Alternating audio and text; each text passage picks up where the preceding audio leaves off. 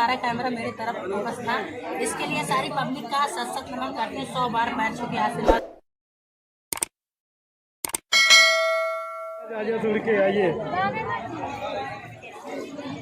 थोड़ा सा और बोल देते हैं। काफी अच्छा लगा भाइयों मुझे यहाँ पे आके। सबसे पहले मैं एक बात के लिए जो भी दर्शक हमें देख रहे हैं, मैं पैर छू के आशीर्वाद मांगूंगी, क्योंकि यहाँ पे ढेर सारे कलाकार आए हैं। छोटा मुँह बड़ी बात है, सारा कैमरा मेरे तरफ फोकस था। इसके लिए सारी पब्लिक का सशक्त नमन करते हैं, 100 बार पैर छू के आशीर्वाद मांगती हूँ।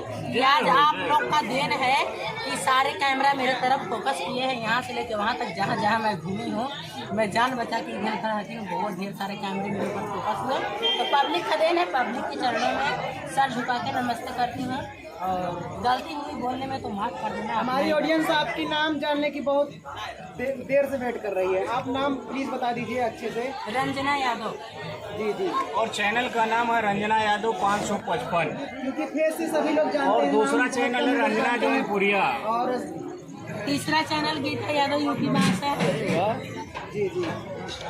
और कुछ लोग